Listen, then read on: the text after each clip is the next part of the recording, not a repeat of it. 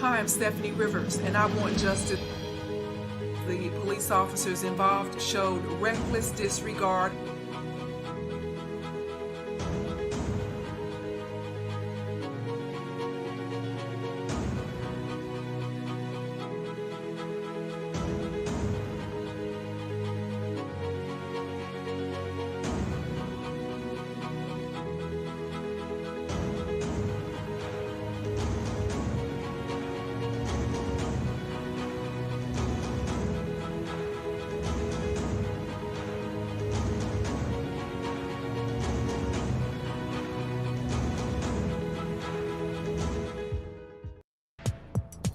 Hello and welcome to the video version of my journal. I'm Steffanie Rivers. Come on into the conversation. You're watching the video version of my journal, and I am multicasting on several platforms.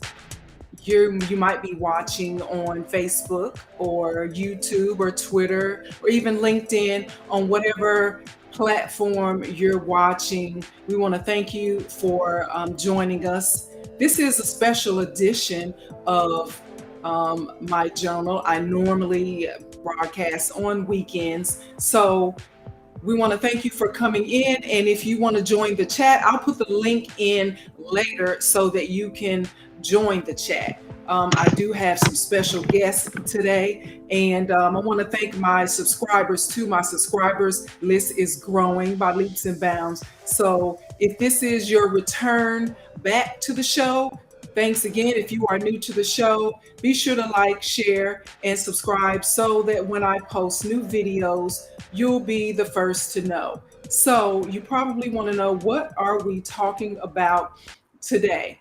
Well, it's a twofold conversation. So my question to you is, did you graduate from an HBCU or any college for that matter? And if so, I know that you get those emails, you get those other social media platform contacts where your alma mater and the alumni association is asking you to donate. They're asking you to participate and advocate for the college that helped to make you into the man or woman that you are today.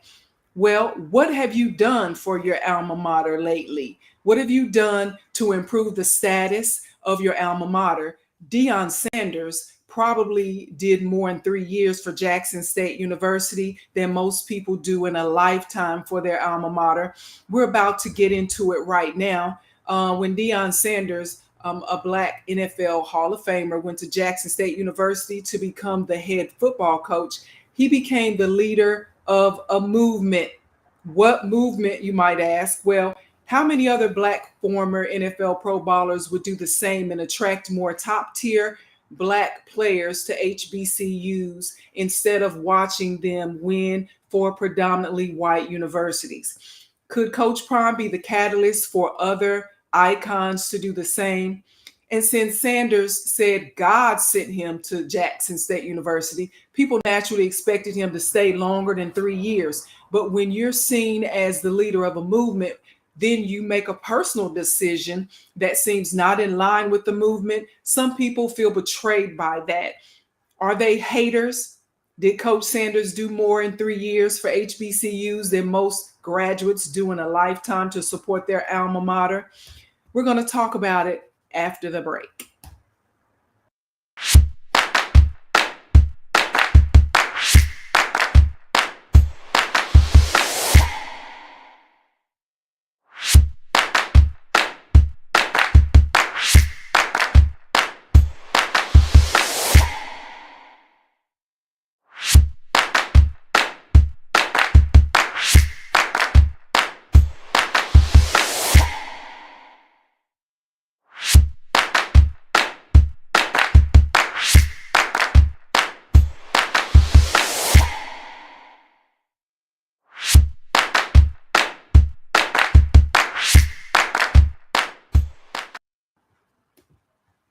Now, not long ago, Coach Eddie Robinson Jr.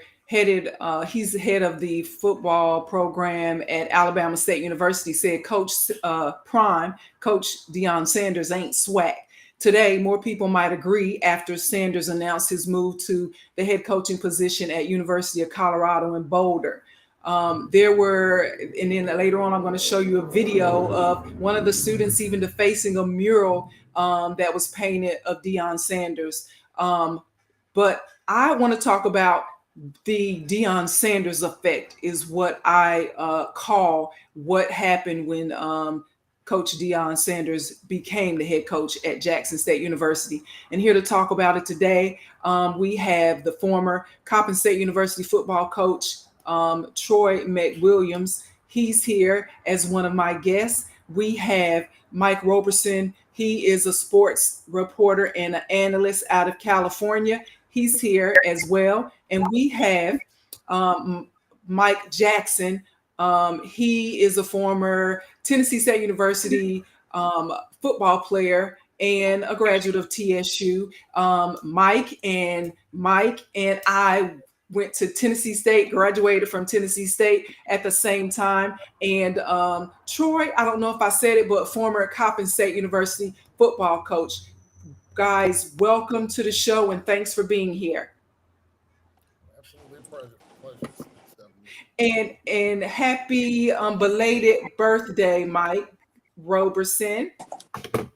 So yeah, everybody's here. So let's get into it. Now, I'm going to start with some of the stats that I've learned about what Deion Sanders did when he was at Jackson State. It says he won 2 SWAC championships. He recruited the number 1 player in the United States to go to Jackson State. He got a contract with Under Armour for the uniforms for Jackson State. He got new facilities, a new stadium upgrades, new girls and boys facilities, sports facilities, got an HBCU on ESPN for college game day. And he also got Jackson State on 60 Minutes. And he had them on as well with Mike Strahan on Good Morning America, whatever that show was. He brought some attention and eyeballs to Jackson State, to HBCUs. A lot of people say that ain't enough. So what do you guys, who wants to jump in and go first? What do you feel about all the backlash that Deion Sanders is getting? All right. Well, I'll start it off.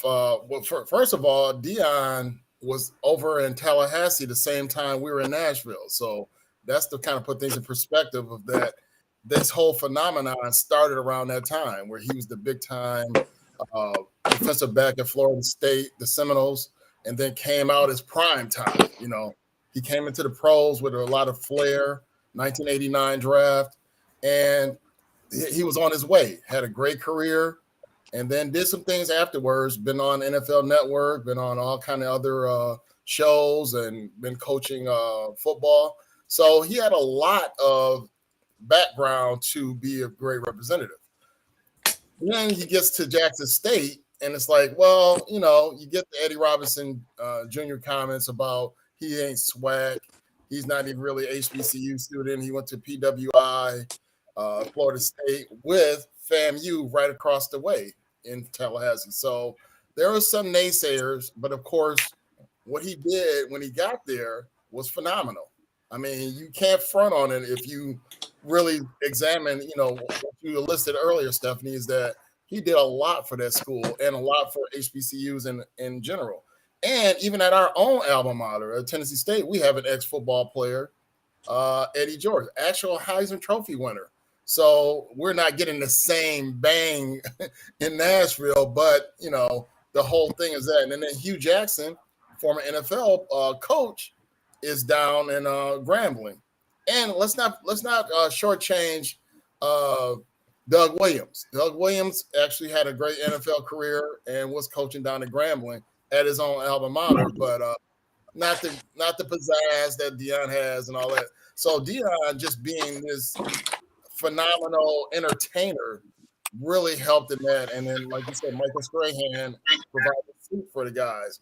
And then also putting in that, you know what, I'm going to treat you young men like the way I was taught, that you need to be looking professional, even though you're not professional players, looking professional when we go on the road. And he did a lot for the morale and for the status of the HBCU. So him leaving is disappointing, but you can't really, down him about that he sold them out. And you know what else I thought was impressive is that he brought his sons with him. It wasn't like my sons are going to go to another school because I want them to have a different experience, but I'm going to go over here and do this. I thought that was telling that he had some level of commitment to whatever it was he was going to do at Jackson State because he had his sons with him. Troy, I know you are from Florida, and you mentioned that you have you've always been a Deion fan. So, and you also, we'll talk more about the experience of being a coach at a HBCU versus a predominantly white university. But talk to me about how you feel about Deion and what he did or was trying to do at Jackson State. Sure, Stephanie. First of all, I have the utmost respect for Deion as a man and what he's done throughout his career. I mean, Deion, look at today where we're in the Instagram, TikTok world of technology. Deion was ahead of that game back, when he hit the scene and developed his name as prime time. I mean, he understood, marketing and what it meant to build your own image and that helped him become who he is. You're right. I'm a Floridian. I'm a Florida State fan. So I follow Deion. He's a little younger than me since he came out of high school and started Florida State, followed him in his career in the NFL and continue to follow Deion. Ask yourself the question, if you talk to a young kid today, Deion Sanders is, but they might not know who Earl Campbell is, who Bo Jackson is. That's the difference. I mean, Deion is he's a icon out there, and I mean, how can you knock, this man making a professional decision? He gave Jackson State 3 years. I knocked that. Made him. Sure, so people be disappointed. And of course, I guess I guess if I was at Jackson State, or if I guess, personally, I felt like he would have stayed longer, but maybe what he did, or he felt like I've given enough of, because they also talked about, the pros and cons of it, it is Jackson, Mississippi. I mean, let's say that, and then not necessarily just because of it's being a southern state, but clearly the news of what was going on in Jackson in these past few months, let alone the past, decade or so, was that they had such poor city leaders, they couldn't even keep the water on, so. And I've also been told that at some point, Deion, they didn't have the facilities maintenance that needed to be had. So he cut the grass. He was the maintenance person at some point. They didn't have enough money to really to pay the assistant coaches like he wanted them to, or that it was expected of a college level, for whatever he was trying to do with the program. So he gave a portion of his salary, left it behind so that there would be more money in the budget to do things that Jackson State claimed that they couldn't do. So, at some point, even if he is a millionaire, even if he played 15 years in the league, and I don't know how many years, but we know he was a top tier player, making top tier money, playing NFL and baseball. So clearly he didn't need their whatever it was, 6-figure income, apparently, because he was able to share it, give it up, give half of it away. But at some point, after you have given, you're like, okay, it's time for me to make my move. So, Mike, what, Mike Jackson, tell me, how do you, would you have, because you said you coach, and I know, Troy, you coach, would you have done that for the good of the program? Would you have been willing to give up half of your salary and so other people could be paid? And if so, for how long?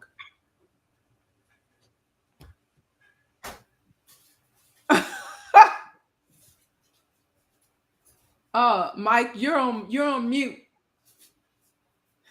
Okay, let me just be brutally honest. No, if I was, unless I had the finances he had in regards to his NFL pension, maybe some investments like with Aflac, you know, he had those things, so he could afford to do that. As a person that is coached at a PWI, there is a big difference between the two. And I think that I think it was great that he was able to supplement the income for his to be able to make more. It's just the fact that right now what we are HBCUs are underfunded, and so if our HBCU, then our sports programs are going to be underfunded. So that's a coach at an HBCU, you're going to do more than just, sometimes you might be, I know when I was at Tennessee State, we had coaches that taught. And so you got a coach that's teaching a class, and you got you coaching. I had to teach a class. And so also coach also had to cut the grass. So those are just things that happen with HBCUs that you don't see at predominantly white schools. That's just a fact. So pride, you know, I'm glad that he was able to do that for his assistants, and I'm also glad that got a job at a Power 5. I mean, it is very impressive for a coach at an HBCU, the head coach at a Power 5 conference school. The only time only other time that there was a possibility was when Eddie Robinson was on, and I believe it was by Arizona. That's on the HBCU coach getting an offer to coach at a Power 5 school. So it's a precedent that he set. I'm happy with what he's done. I'm glad to distance with him. He's given these guys opportunities to grow in an environment that otherwise they wouldn't have the opportunity to at a HBCU, just be coaching field. So I'm happy that he was able to do that. And I wish him, I didn't like that he took the Colorado job. I thought maybe other jobs that may have been on the horizon, but he took the Colorado job. They made decisions that they needed to make in order to get him. So, you know, I wish him all the success. So let's go back to something that you mentioned, and you said when you coached, and Troy, you probably, well, you were the head coach, you probably got all the money at Coppin State. But so you're saying that when you coach, you sometimes have to do other things to supplement your income if it's at a black college, but they don't have to do that at white colleges. Why is that? Money is money. Like, let's get into the budget. And why do you have to do that at black colleges, but the white colleges got the money? And while I'm here, you know, it's still ongoing. In fact, Dr. Glenda Glover, who's the president at Tennessee State right now, went before the Tennessee State's legislature, and they talked to her a little bit about, well, why are students going to Tennessee State and not UT Chattanooga or UT Knoxville? And she didn't bring up the fact that, you know, aside from us having our own allure to Black students and white students or whoever, y'all didn't give us y'all still owe us millions of dollars from when y'all didn't give us our money out of the budget that you sent to the white school. So that is my digression. But let's talk about the budget. Why is that, Troy? And Mike, if you are, you know, I know you're a sports analyst, you probably know about budgets and all of that as well. Who wants to jump in on this budget thing? I'll let him go. He has more experience in that regard. Well, certainly, you know, at any university, whether it's PW or HBCU, I mean, the money that is budgeted to your program is going to dictate what you're able to do without any assistance from the outside, and you know, that's what's going to drive your ability, you know, to, number one, be able to offer scholarships and attract people.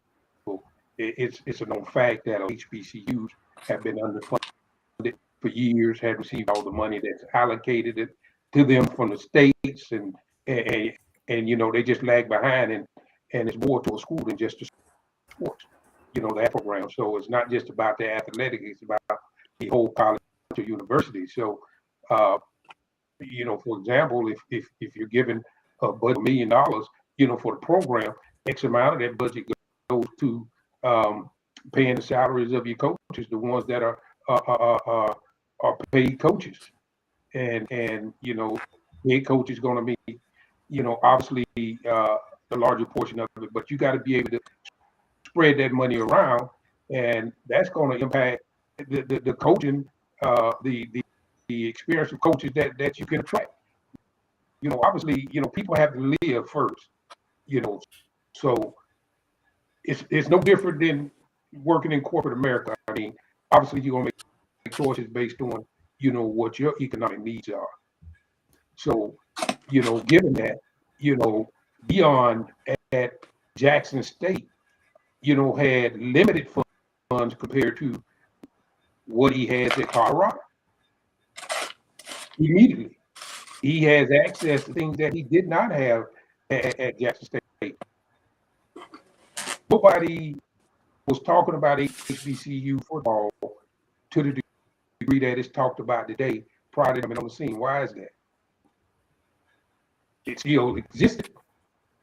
Still, you know, got top tier players. There's a lot of negatives that a player playing at HBCU is dealing with versus playing at one of the PWU. And I'm not saying that is right, but it's a fact. You know, you could be a top tier player at HBCU and still not get the opportunity just because you're at HBCU. Deion's in a better place right now. Same player, you know, at Jackson State to be a #1 pick, where he could have he performed the same at Jackson State. Highly unlikely he's going to be a #1 pick today. That's one of the things that Deion, you know, highlighted during the 3 years he was there. You know, why aren't more HBCU players being drafted? So we've got somebody in the chat that's saying Black people don't trust Black schools, and it's sad. And I don't know why that would be, but Black people don't trust Black people. I mean, we got a culture problem. I mean, that's let's just face it. You know, the fact that we having this conversation is we got a culture problem. Why we even mad at Deion for making a business decision for himself? Trust me, that brother's going to help people. He's already doing it. Willie Taggart, you know, he brought on his half. You know, people can say what they want about Willie Taggart. You know, I'm an FSU fan. You know, I was upset with Willie Taggart because he didn't have control of the program, but he was something to the table. I still don't think that he got the same fair shake at Florida State that the current coaches get. And that's the type of stuff that we face as Black Americans. There's no secret to it. Our job is a lot harder than the other equation when it comes to that. But now Deion's in a position to help and make a difference. Young man's gonna have a better chance. It don't matter where you go to school at. You know, you give an opportunity. When I came out of Florida, I went to Utah State as a freshman. You know, it's about who's going to offer you that full scholarship. He has more scholarships at Colorado than he had at Jackson State. Yes, more money to pay his coaching staff. He got more money, you know, into his facility. It's just an overall better, you know, opportunity for the young man that's coming out. It's not about black and white. It's about being able to provide these young men with an opportunity. And Deion has proven himself. The bottom line is Deion has proven himself that he can compete with any coach in college football when it comes to recruiting, and that's the name of the game. That's why he's at Colorado State, because he can go get them. He's proven. So what do you say, Roberson, about it? With you being on the side of the media, what are your colleagues, your white colleagues, how do they feel about HBCU sports versus predominantly white sports? Because here now we see, and Troy, you and I mentioned this earlier, that it wasn't until recently that we had that a lot of, you know, black football or sports, you know, whether they play football or basketball, it's this thing now where we talk to our athletes about having a choice, that you are the show. Wherever you go, the show is going to be. So if you go to Jackson State or Tennessee State and you know how to play ball, the people are going to come to see you. You don't have to go to Indiana or, you know, Alabama for them to come try to see you and recruit you. But there is that monetary difference in what are going to receive. So talk to us about, Roberson, how were HBCUs viewed before, let's say, 5 years ago? All right, and then digressing back to what you were saying earlier, you know, the budget thing, you got to look at the alumni, the boosters, and all that. So you don't have a lot of that in the HBCU. So unfortunately, and you know, you look at a situation like Oregon, and also it's going to be a connection with me with Deion both ways. Of course, in the Southern Heritage Classics that he participated in 2 of them against my alma mater, TSU. Now he's coming out here to the Pac-12, which is the conference I cover because I cover Stanford. So I will be seeing Deion while he's out here. So that would be good to do. But yeah, as for the perception, a lot of it depends on what part of the country you live in. So, you know, of course, I grew up in the Midwest, went to college down south, actually born down south, and I live east.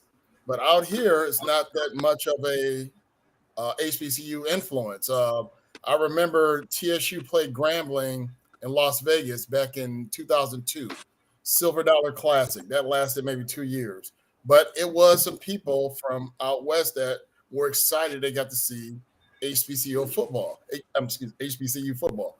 And then the San Jose State University had a black coach that encouraged that. So he would play at HBCU every year. And it used to be a nice crowd of people that said, this is my only chance to see an HBCU. So there is that interest, but there is not enough of representation out here. So that's the perspective I get from, you know, living out here. And then as for my fellow media colleagues, you know, once again, they look at it whenever some of these schools out here plays an HBCU, it's like, okay, it's probably gonna be an easy win. They're not on our level, you know. It's not gonna be any kind of worry of that happening.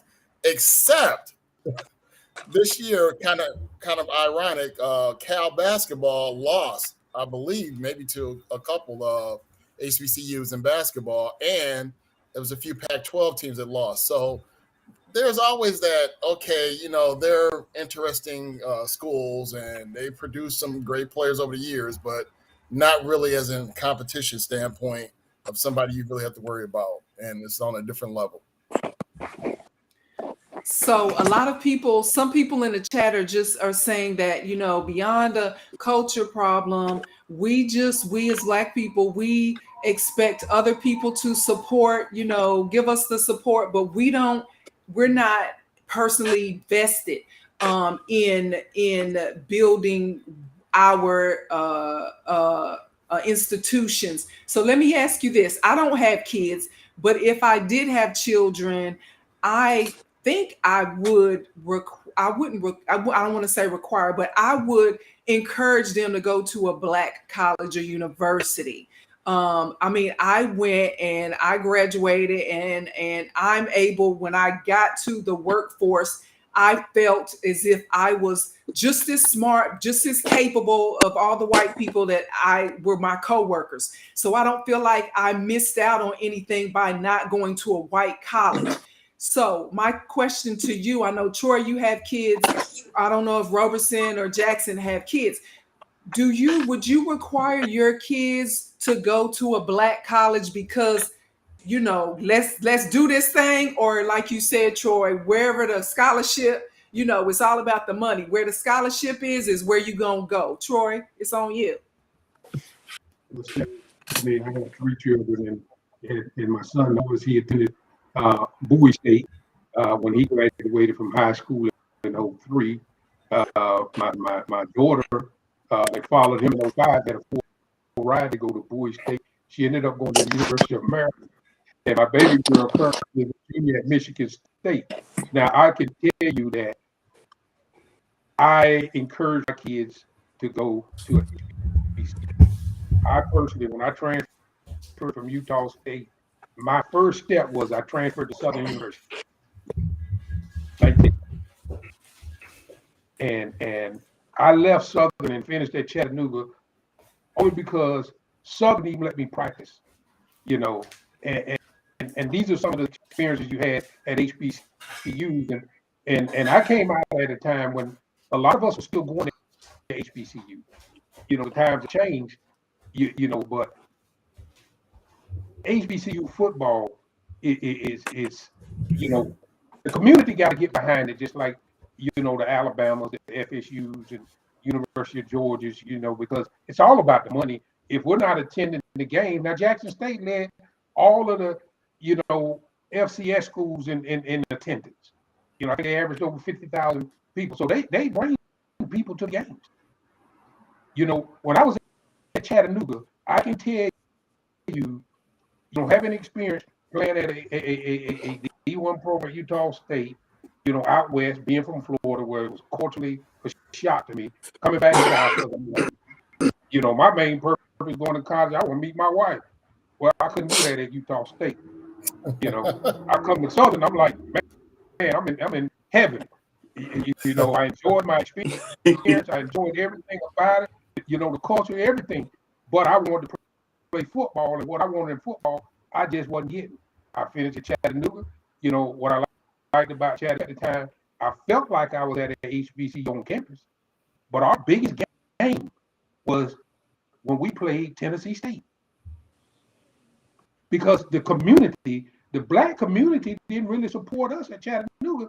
But when we played Tennessee State, it was a packed house. Everybody in the community was at those games. You know, I experienced playing in Nashville and in Chattanooga during the years that I played, and I finished in 8-3. And you know, but those were the biggest games. HBCU football, or the experience is totally different than at a PWC. You gotta calculate the band experience in there as well. The halftime show.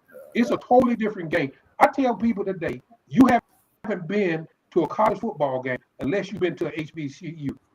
I take them to it, you know, just so they can experience. It's a whole culturally, you know, it's not just about the football, it's about you know, the whole experience.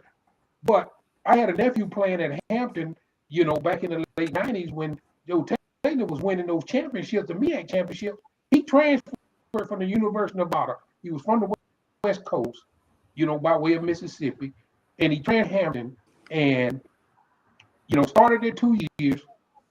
And I used to go up to the games, And I was shocked in the amount of attendance at the games when these guys were, MEAC champions, winning football, but you had the football Royals come to the game, but people are not there supporting the team. If we want to see the program grow, we got to bring more people out. But we expect Deion, one person, to grow the program, to grow HBCU. I think the man has did a wonderful job bringing attention to HBCU. Why we want to knock that? So then, how can we get Jackson or Roberson? How can we get more iconic people to do what he did, to realize that, it might not be LA, because I think one of the reasons that he chose, or that Jackson State University is where he went to be the head coach, is because he wanted to be head coach. He didn't want to be like second tier or third tier. He wanted to be, primetime coach, and that's where he could do it. And so how can we get other people of stature to get uncomfortable for a couple of years, let's say 3 years, where they might have to go to, Mississippi or Arkansas or something, and bring attention, so that for the good of the bigger picture? Say this first off. I'm going to say this, not when I wish I could find I said it, but to me, I said for him to be at Jackson State, he was going to have to stay longer than I say he's going to have to stay at least a class or maybe 10 years. And I thought, like I said, this year, I think it did leave a bad taste because of it. To me, it sounded like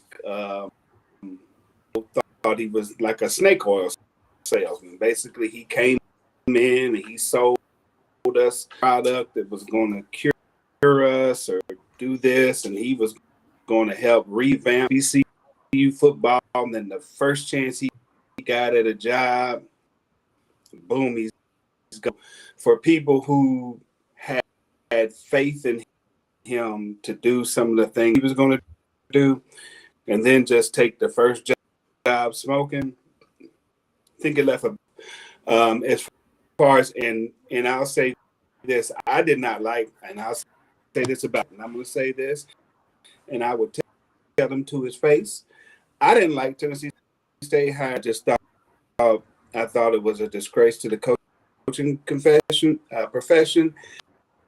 These guys getting opportunities that coaches who have been in HBCUs for years or just coached in the profession for years, but you give a guy an opportunity because of who he is instead of, and then you underfund his program.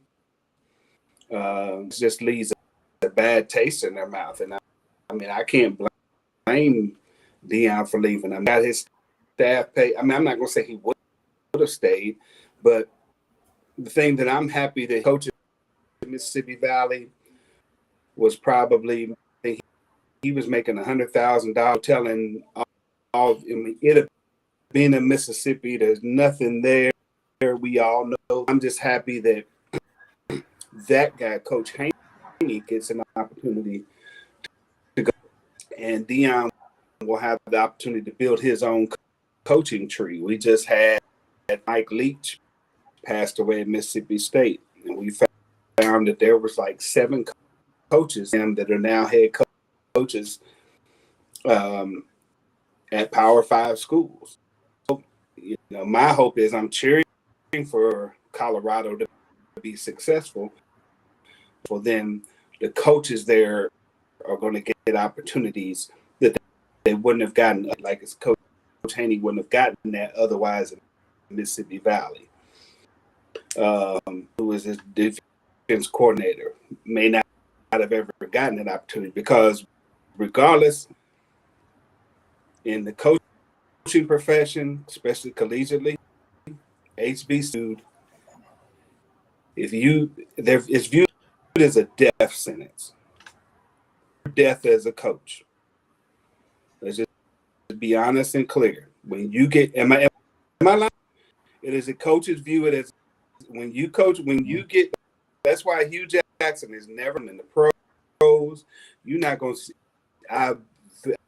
I'll be very surprised if he gets for any other job that's not a HBCU, because they don't view you as having the ability to coach as someone predominantly white school. That's just a death sentence, and we can call it. We can all we want to, but I mean it's just the truth.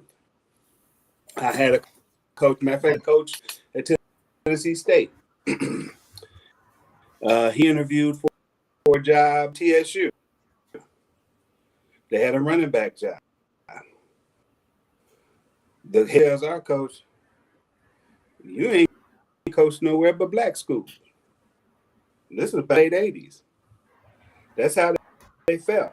And so you imagine they passed that same mentality down.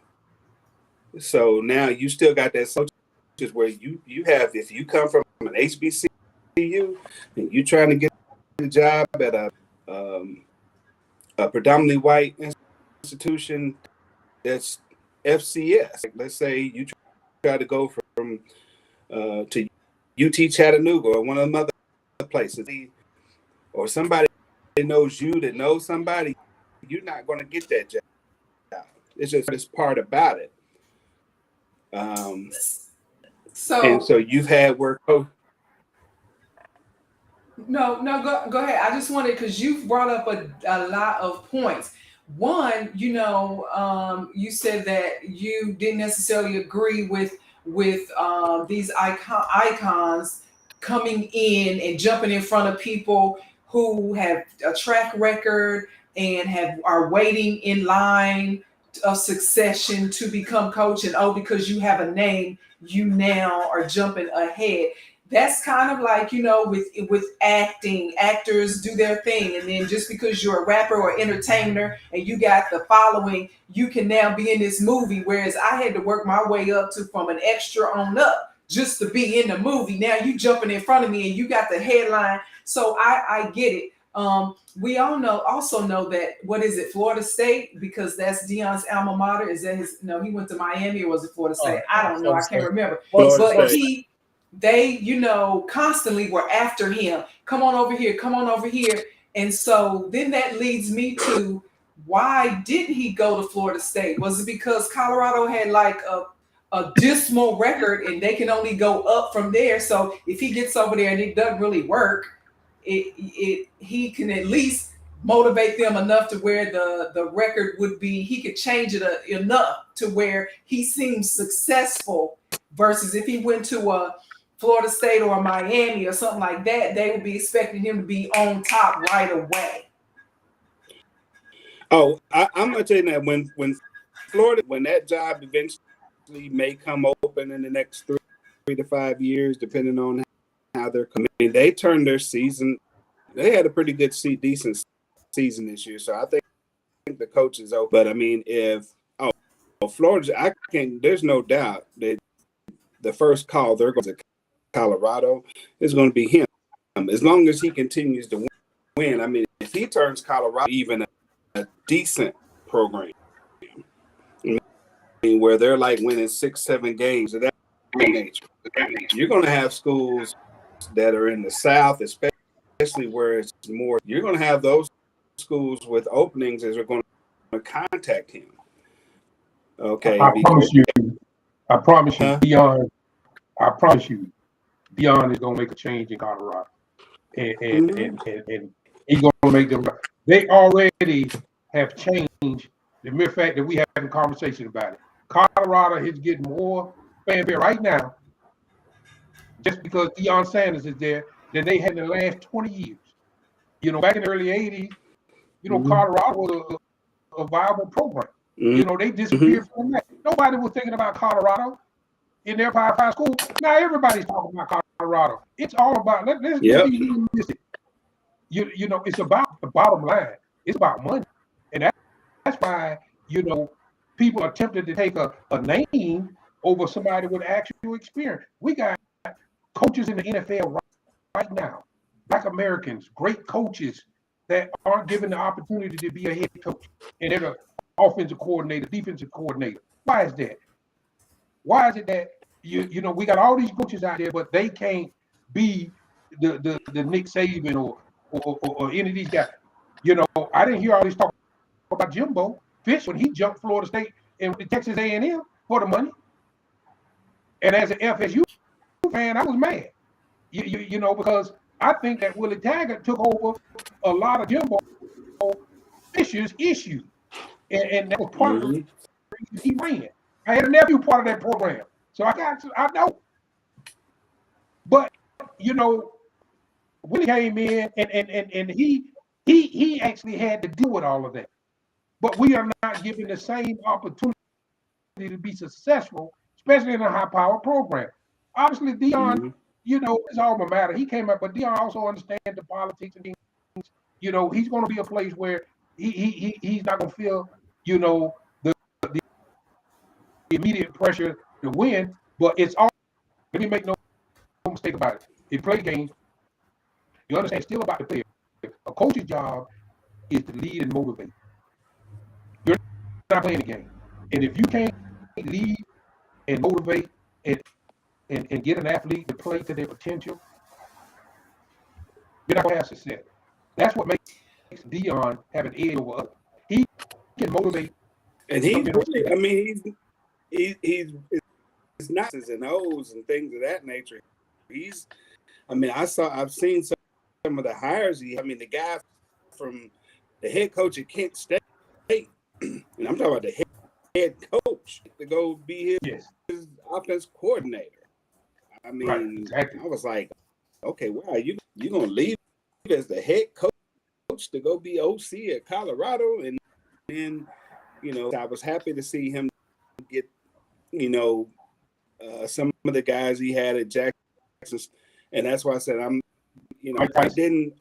I'm the NFL coach. You know, even with Eddie George, I didn't like the hire. I tell him to his face, I didn't think you should be happy, but State did it, and I understand, you know, what they were, and he has brought name recognition to the program. And they wouldn't Tennessee State when HBCU to ever play at Notre Dame, probably without him being. Those are the things I'm happy about. Now it's just a matter of, okay, he's going to be the coach, see what he needs, and do what we need to do for him to be successful. And with Eddie George now, and just with our HBCUs, I just think we need to, what it is they need, and assist them with what they need. It's not a lot of money per person. It's not a lot of money, but you know, we want to. For me to give to TSU, I want to return on my to. I don't care how much I give. If I want to go, it used to be, like I said, they practice and just. I mean, when I practiced at TSU, we have all kinds of people just stay. Now you got to check in with security and all that. I played there, changes. So, but that's just guys, some of the things you want. Go ahead. We have a guest. He's Tyson, and he actually, I think he's grew up in Florida, because he said in the chat that he went to school with Rod Reed. Y'all remember Rod Reed? Yeah, sweet cake. So Tyson is on the on with us. Thanks for stopping through. Do you have a question or comment, Tyson? I think I have both. Can you hear me? Yeah, we can hear you. Go ahead. Okay, yeah. Rod and I grew up in East Texas. We went to Marshall High School, and Rod coached at East Texas Baptist in Marshall. He was the first head coach. They established a football team, and Rod was the first head coach at East Texas Baptist before he took the Tennessee State job. So, yeah, that was Marshall, Texas, East Texas. So I do have a question and a comment. And the question is, as we who are Christian have heard over the years that, we ask God to move mountains for us. And, if we speak to the mountain would be moved. Okay. Have any of us ever thought about what happened to the people on the other side of that mountain when we asked God to move it? For anybody to be blessed, somebody is cursed. If the job that I have right now, there's somebody that's mad that they didn't get the job. I did. So when we get blessings and when things come our way, it always leaves somebody to say that it wasn't a blessing, that it was a curse, and that's just life. So that's the question. Did you ever think when you ask for a blessing, how many people it's gonna hurt? How many people it's gonna destroy? How many people it's gonna cause conflict? Think about that. But I wanted to answer one of the gentlemen asked a question about what it will take for us to get more of our professionals, more of our people to go and spend time at our HBCUs. I want to answer that with my personal experience. Right now, I am working at Texas A&M University in College Station, and I am an assistant director for IT. Okay. Before I came to Texas A&M University, I applied at my alma mater, Texas Southern University, where I worked undergrad for 7 years. Okay. So I knew everybody that worked at the school, knew the police department, the police force, everybody. So when I got out of school, I went to NASA. My first job was Lockheed Martin, NASA. Went from there to ExxonMobil, corporate America, did all that work. Well, then I applied to go back and share what I had learned and how I had grown in information technology with my HBCU. I applied to Texas Southern 3 times and never could get a job. Guess who called me? Texas A&M. I'm trying begging to get into Texas Southern, and Texas A&M called. All right, they gave me a job. I work for Texas A&M. Now I've been there 13 years. But right around the 5-year mark, I figured, you know what? I want to try to go and work at one of my schools. I want to take my expertise and everything I've learned to one of my schools. So I applied at Prairie View. Okay, Prairie View would not hire me. Okay, I kept trying, couldn't get hired. Last year, December 6th, I applied for a network administrator's position at Prairie View A&M. 2 weeks ago, they sent me an email saying I didn't get the job. Now, I couldn't get the job at Prairie View to be a network administrator, which is a few levels below where I am as a director at Texas A&M. It's a struggle for us to get back to the HBCU. As far as what my experience has been, they won't hire me. But Texas A&M has elevated me higher than I ever expected I would be, especially at a PWI. So I know a lot of us that do try to give back, and we're getting met at the door. You know, the door's being slammed in our face, and that's not helping us. It's not conducive of us supporting our HBCUs and using our expertise to elevate. And I just wanted to answer that question from my perspective, what is happening. Well, thanks, Tyson. And I didn't mention this during the show, but Troy is also a pastor. And so, Troy, I want to hand this one to you because that's so true. When we ask for blessings, I wouldn't necessarily say my blessing is someone's curse, but maybe that person also was asking for that blessing. And if it's only one blessing that can be handed out in the name of a job, then that person is missing out. And so how would you respond to that, Pastor Troy, that someone's blessing is somebody else's missing out on a blessing? And that we need to have more. You hear me? I understand what the brother was saying, and I don't necessarily agree with that wholeheartedly, but I understand his point. You know, because when I look at Jackson State, I just looked at who they named head coach. That dude was blessed. I mean, he was one of the people that Deion brought aboard. See, Deion is going to make an impact because as long as Deion's there, he's going to help others. He's already shown me that he's going to give others an opportunity that would never got an opportunity before. Brother Jackson talked about it earlier, and he was exactly right. I mean, you know, the death sentence. Let's face it.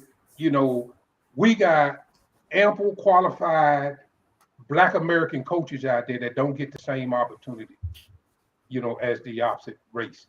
And it's not just in coaching, it's in, like the brother said, it's in the jobs as well. And the sad thing is we fall into a system that has been around for generations, you know, and we do it to ourselves. Like right now, we're hating on Deion, but yet and still when this happens, you know, I remember when Nick Saban was at my Dolphins and he left after a year. I mean, people think he's a great person. I don't have respect for the man to this day, you know, because of that. How he left the NFL and went to, you know, to Alabama. You know, do I think he's a better coach than, you know, some of these other coaches out there? I really don't. Alabama has the resources. They are behind that program. You know, if you study football and you study the game, it wasn't that long ago when majority of the NFL players came out of HBCU. They came from the HBCUs. Why was that? Because we weren't given an opportunity to play at those PWUs. Okay. When they saw what we could do, they started coming and taking us. They buy us a car, you know, give our mom and dad a little money or whatever the case might be, whatever it took to get us, they got us over there. Okay. They give us the stuff that they think we like. Okay. Okay. Because we like material things. So make us feel good. But inside all of that, there's a culture.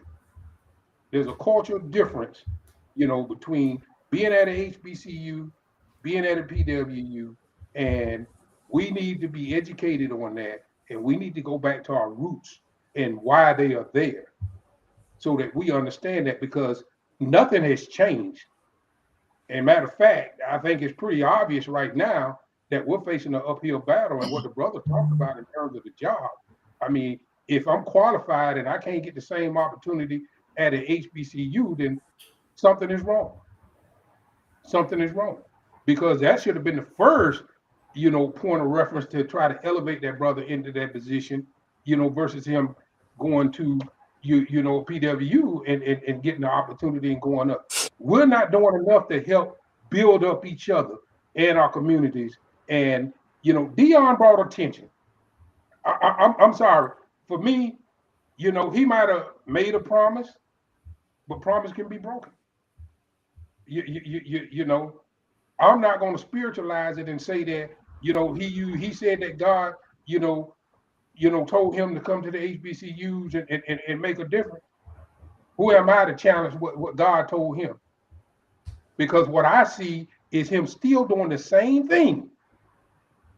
Even though he's not at Jackson State anymore, he has made an impact on HBCUs because people are talking about HBCUs again. Think about it. Other coaches are getting highlighted again. You got a coach up there, Campbell. You know, there's some other guys out there that have done some great things. But Deion is not the only person out there that has a brand name that can give back. Because Deion didn't go to an HBCU as an undergraduate, but he came in and coached. Yes, maybe he wouldn't have got a coaching opportunity anywhere else. Okay. Well, he took the opportunity that he had and he transformed it into something even better in terms of that. Who's going to knock that? If you do, you're lying to yourself, because you're not going to turn it down if it happened to you. Roberson, what do you say? You. Okay. Okay. So the whole thing, like with Deion coming out here, I mean, here's the irony of it. It would have been a situation, and the one thing that we're talking about here is the dearth of coaches anyway, especially in college football at the high level. Division One. There's very few. I mean, to get a job like that, that's the one thing you can look at for Deion is that, you know what, he's making it a little bit more than it was before. However, coming out here to the Pac-12, he comes in, but 2 just left the conference. So Herman Edwards was at Arizona State. That was a fiasco. Some people think he got fired on the field. And then the team I cover, David Shaw just said he was done coaching. So now you have 2 positions that are headed now by white coaches. So now Deion is there in Colorado. So now he's the only one. It would have been 3. So that would have been amazing if you still had Herman Edwards there and David Shaw. So that's the one thing you can look at it as a bright spot is that he's making it where there are black coaches on this high level that, you know, if you get a good run, you can play for a national championship. As for the donations and all that, I mean, if you look at it, there's a situation with Stanford is a private school, so you get a different type of funding. But then you have Oregon. Oregon has all the fancy uniforms and all that because Phil Knight, the Nike guy, gives them a lot of things there. Now, just think at our alma mater, if Oprah was that philanthropic and said, you know what, I want my alma mater to have the best uniforms, the best this and best this, best facilities, you know, because I've been blessed with billions. It doesn't happen with us. But just think of if that was her mindset, how different TSU would be. You know, I got a response to that.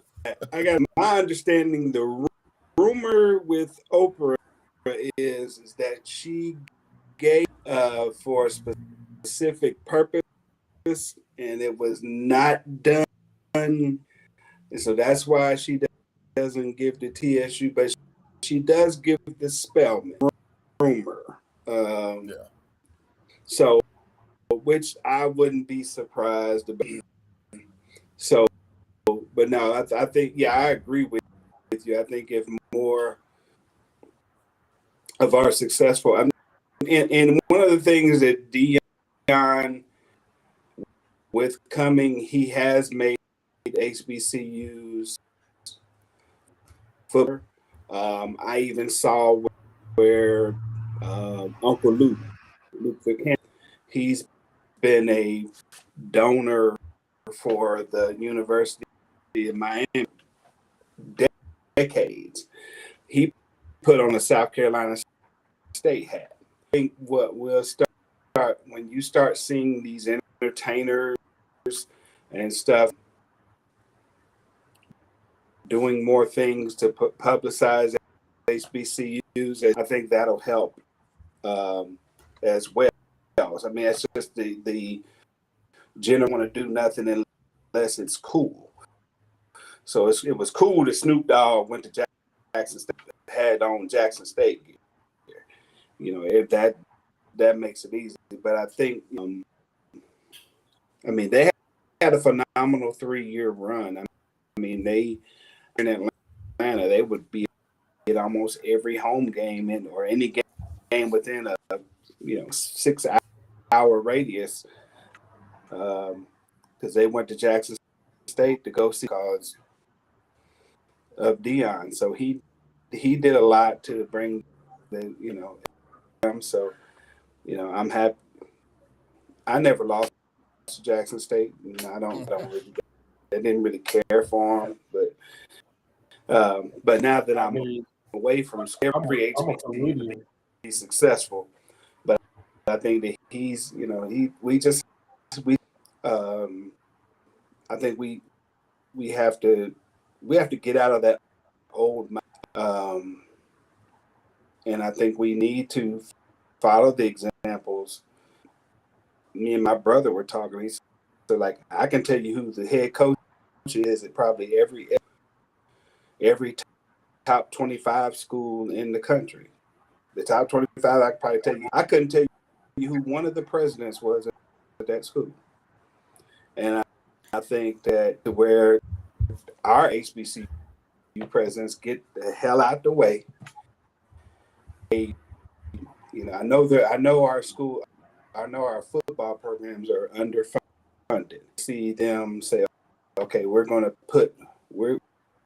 put more emphasis to support them, because if we get their funding up, then and they start winning revenue, and that's going to give us more publicity, and then that's going to give us more people, and that's how it would work. So I just hope that they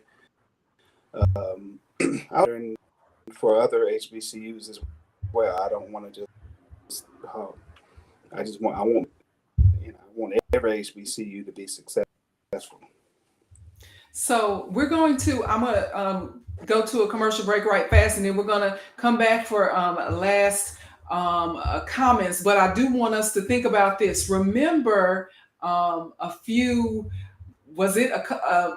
a couple of years ago, not even, when Master P sent his son to play basketball at Tennessee State, and then his son got hurt, and Master P said that he took his son out of Tennessee State. Well, while he was there, we were getting a lot of attention. They were, getting the uniforms, getting people coming to see the game and all of that. Then his son got hurt, and because the word was because there were not the right, peripheral people to help in the reconditioning or saving of his son's season to help him get back in the game. Master P. Percy Miller said, you know what? The staff is not equipped to do the best for my son and possibly the other kids. Therefore, I'm going to remove my son. So I just want to get your, we keep talking about supporting the university, but what are we getting from the university when we put ourselves out there? So we'll be right back, and I'll get your comments from everybody. Stand by.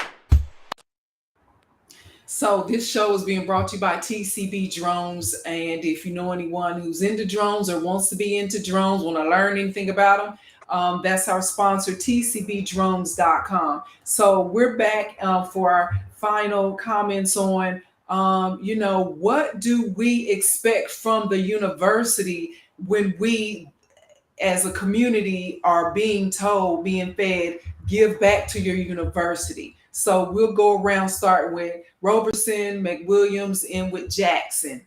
What do we expect? What should we expect? Well, definitely, the main thing is a great education. Then also being well-rounded, and hopefully being employable. That's the main thing that people keep forgetting, is that once you leave the campus, all the pomp and circumstance and all that's done, you walk across the stage, with your degree.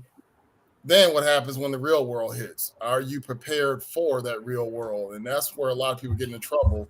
And partly is because they didn't get a scholarship, so now they're in debt right away. And they don't have that job that they went to school for, and then they're messed up. And it's even more exacerbated when you're at an HBCU, because, as the gentleman said that was in the car, that, it's harder out there when people look at your resume and say, hey, this school, I don't know that, is that really a school?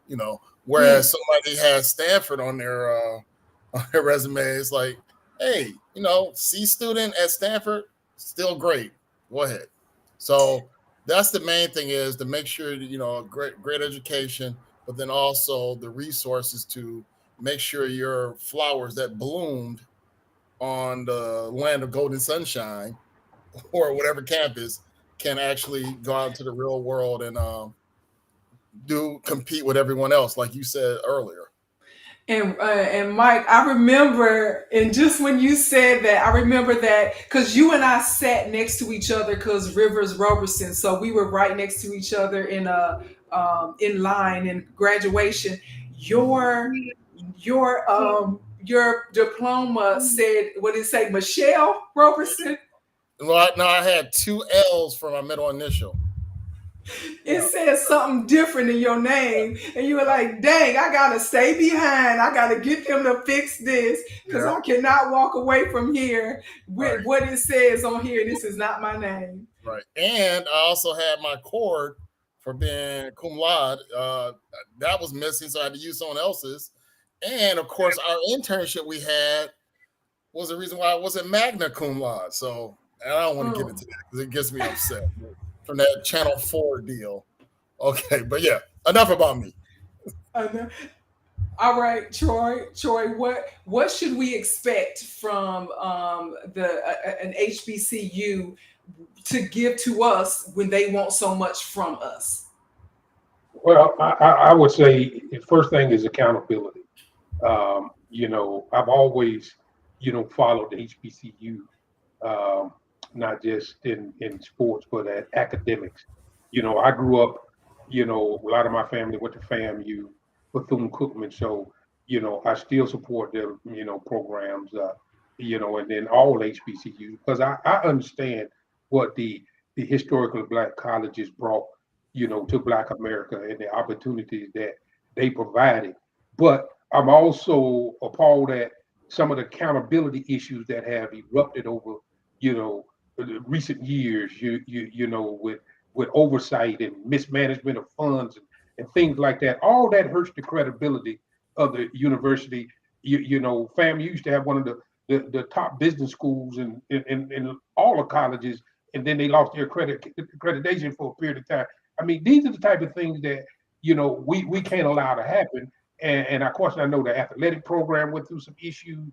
We have to have better oversight, better standards, and accountability, to give our coaches, our staff and our students, the better opportunity and success. As the brother said, we should be no different when we finish at that university than whether we finish at a Harvard or whatever. When you talk to a person in the DC Metro, as you're aware, Steffanie, when you talk about Howard, they say the real HU. That's how they. And if you talk to a person at Hampton, they say the same thing. But both of those schools are known for their academics. In the HBCU, these schools compete with the best of them academically. So that's what we want to, continue to keep that rep going in those levels of study. All right, and Jackson, you have the last few words. What I want to see from my alma mater is where, transparency, and you want to get some bang for your buck, and you want to know where you can help. I think school period just allows them to do whatever they want. Like with TSU, there's a program where you could give to help on the football team go through summer school because they don't really have enough money. Summer school, like at the predominantly white schools that may be in the OVC, them are able to fund most, if not all, their kids to go to summer school. So they going at the school the whole year, so they're ready. Versus Tennessee State, where they are able to do that. So those kids are basically go home and they got out like they should, things of that nature. So that's one of the things I know help on. And I think they need to provide us with the information to make our program successful. and then we work towards it. Because I think, I mean, one of the things, regardless of how it's a great education to use, but our number one advertisement, I guarantee you, program, no matter whether it's Hampton, Howard, A&T, whatever, those schools are on every week, and they can be your biggest and plus your band to your biggest advertisement. So that's, to me, that's where you should put, fun, got good uniforms, make sure they're successful. So when they're successful, they're going to bring in more revenue, and so I just think that's where Well, and I appreciate you guys. I don't know if you froze or if that was the middle of your sentence, but at any rate, thank you guys for taking out your time and giving us your comments and expertise. And I know that we gave different perspectives on this Deion Sanders effect, and hopefully that'll give someone else a different viewpoint. People tend to just look at things the way they look at it, and they don't really concern themselves with another viewpoint. And I always like to try to give a different perspective. So we'll keep watch. I know you guys will, on what's going on in the HBCU world, as well as with Deion at Colorado. And I'll keep watch as well. And I'll invite you guys back. You've always know where I am, how to reach me. And if you want to talk about it, we can talk about it. So thanks again. And you guys have a great rest of your week. And we thank you too for being with us. To find out more about the things that I care about, you can go to the written version of my journal. That's at eurweb.com.